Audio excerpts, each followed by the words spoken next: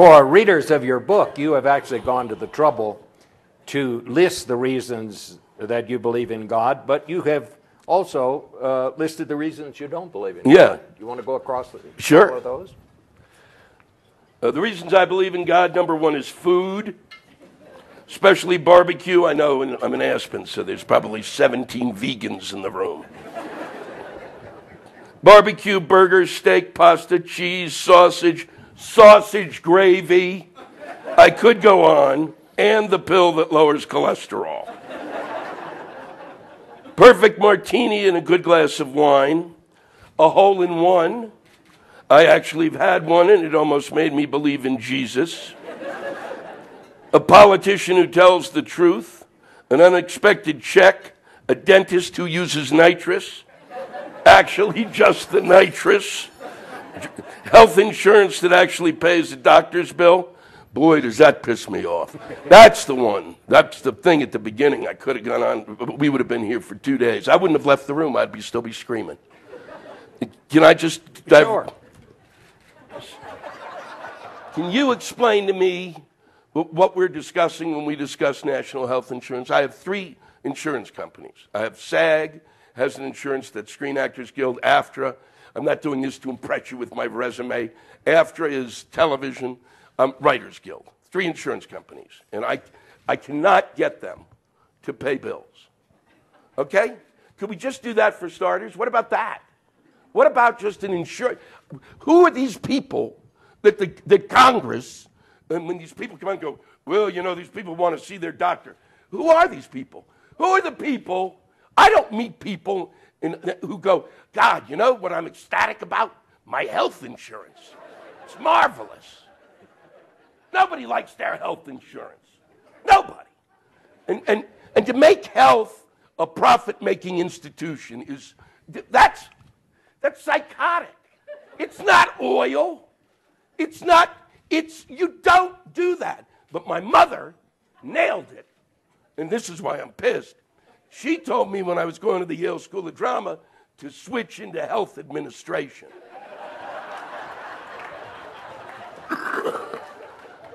I would own this campus.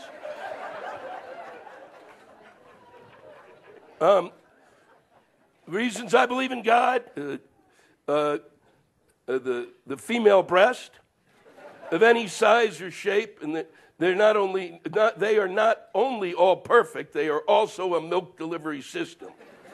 Now, if they use this argument when discussing intelligent design, I might just listen to those idiots.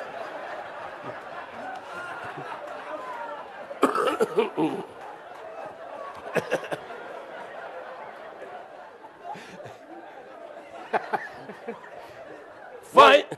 Go on. Go ahead. No. It's yours, finally. Finally, to hedge my bets. The reasons I don't believe in God, ticks. Cancer, both the disease and the sign. The laughter of a child, especially up close or on a plane. Having to masturbate. The knowledge that someday I won't be able to. See, I don't know. They invited me to this thing, and if I'm really bothering some of you people, seriously, my apologies. But we're in the middle of the woods, so loosen up.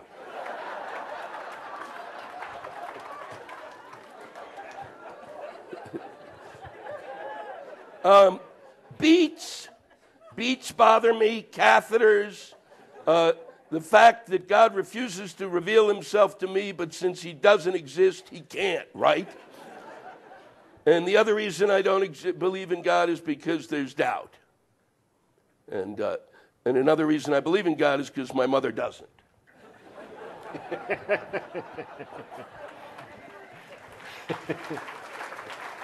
Well, let's talk. We haven't really talked politics much. Let's talk a little politics. I would guess because I'll never get on your show. You know, my mother would die happy if that happened. We could even just fake it. I'll pay for it. Just get me the tape. I'll go back with the DVD. I'll shove it in. They won't know. So what do you think of how things are going right now? You know, we've had a new administration come in. Obama's here. Bush has gone home. I mean, what kind of a mood does that put you in, just overall? Well, one, I don't have to, you know, I mean, there's that, you know, everybody, the main question I was asked for months afterwards, and upcoming to the election, you know, now that George Bush is gone, what are you, as a comic, going to do? And I said, you know, I guess I won't be funny anymore. He was the reason I was funny. I'm just going to make little hand puppets and go do children's theater, go back to my roots. He did make it easy. There were times when I could literally walk on a stage, read what he said that day, that would, you know, wah, ha, ha, and I could walk off. But he, you know, he was never really the source of my humor. It was what was going on around him.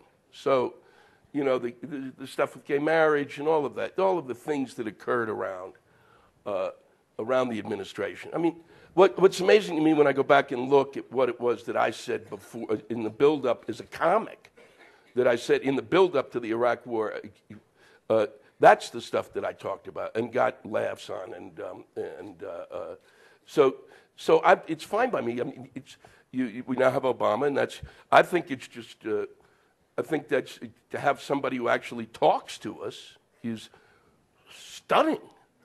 And I think where we are, which is why the whole kind of conversation of big ideas and what and where are we going and all of that is a bunch of crap, that where we are is we're a country, as far as I can see, that came out of we've been in a coma for almost 8 years, literally like a stroke victim. People just kind of drooling and sitting in their chairs. And then we elected and so what's happened is now we have a doctor who came along, and all his job is over the next 4 years is to say, that's right, move your hand. You can move your hand. You got it? Oh, that's it. Tomorrow we'll come back and work on your feet. If we just get to the point, what he's done, I think that's important, is get people, by talking to people, people go, oh yeah, that's right. I'm a part of the government. Because whether you're a Republican or a Democrat, the fact of the matter is when, in many decisions that were made over the last 8 years, and they would say, well, you know, the American public thinks this. They go, well, we don't care what they think. You know, at least if he's just pretending, that's great. Even if this is all bullshit, it's great. Because he's feigning interest in us, which is good. It's a step in the right direction, isn't it? And I think that I just came back from Europe, which is... How's that going? That's great. Is it? Well, it is. You know what's great about playing in Europe? People aren't Democrats or Republicans.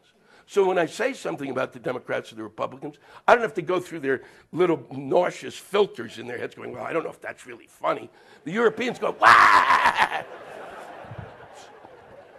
But the Europeans, his election alone truly did change the way in which we're looked at. I mean, that alone is massive to me.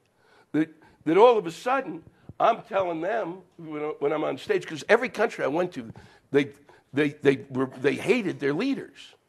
You know, just were either disgusted with them, something was going wrong. Because by removing Bush from the equation, all of a sudden these countries realized, boy, the guy in charge here is a schmuck. So it's been a great step forward.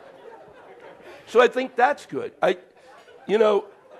Don't you love the guy in Italy, though? I mean, isn't he? He's something, isn't he? What do you think of that?